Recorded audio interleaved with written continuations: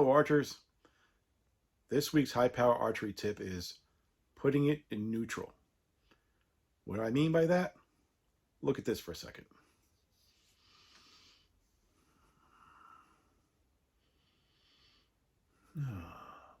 Relaxed, comfortable, no struggle. Your bow should be set up so that you can draw it back without any kind of weird movements, without straining yourself. See, if you do that, you can repeat it every single time. If your draw looks similar to this,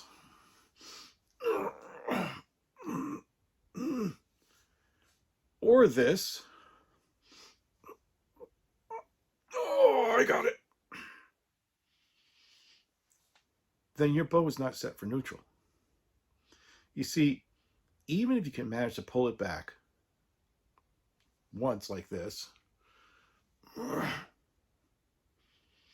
but you have to struggle through it.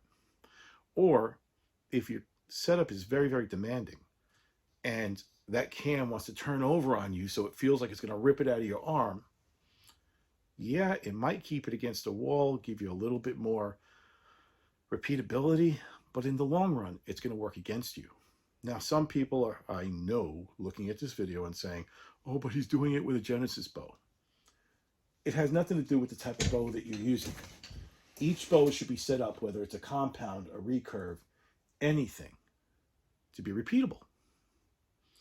So, example behind me, okay, this is the Evo NTN.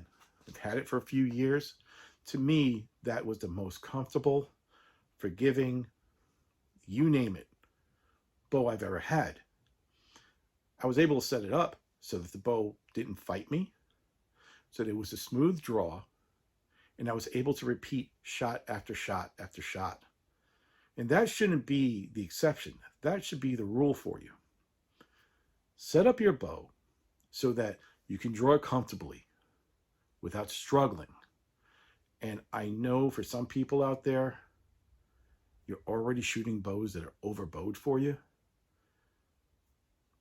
It may surprise you to learn that if you're a hunter, when the time comes and you're cold and you try to draw that bow like that, you may not be able to.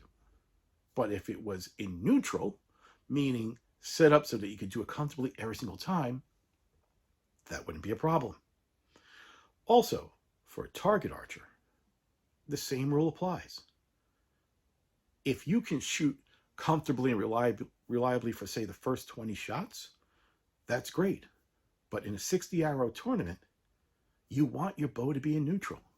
You want it to be easy to draw, easy to focus, and easy to execute every single time.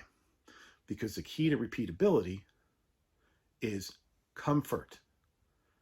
And that applies to your form.